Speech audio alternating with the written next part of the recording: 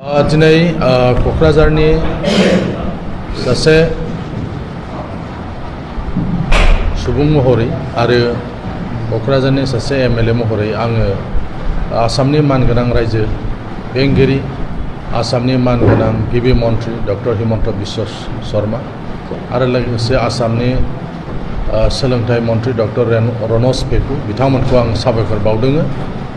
जे जोंनि क'क्राझाराव गोबाव बोसोरनिफ्राय लुबैबाय थानाय आरो 2 बोसोर सिगां आसामनि मानगोनां गिबि मन्थ्रिया फोसावलांनाय बायदि क'क्राझार सरकारि जे फरायसालिमा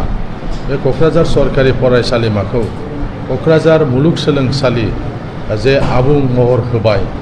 बिनि थाखाय आङो दिनै बे समाव बिथांमोनखौ साबायखर बावदों। दिनै जोंनि जे क'क्राझार फरायसालिमाया जे क'क्राझार बुहुम फरायसालि जे जाबाय दिनै आसामनि रायजो बेंगिरिया दा आसाम गेजेट मोनसे फोसावनानै बेखौ जे आयेनाव बारस्लायहोबाय बिनि थाखाय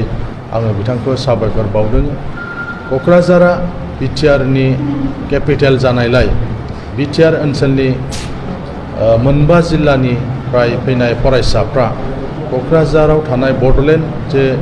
इउनिभार्सिटि बे इउनिभार्सिटियाव गोबां फरायसाफ्रानो मुं थिसननो थाखाय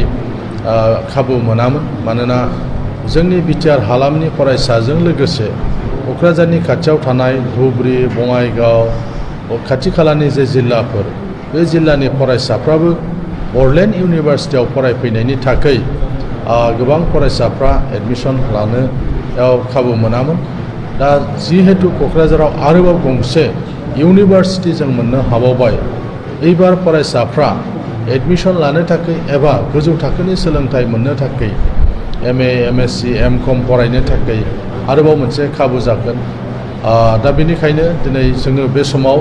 आसामनि रायजो बेंगिरि आसामनि मानगोनां गिबि मन्थ्रि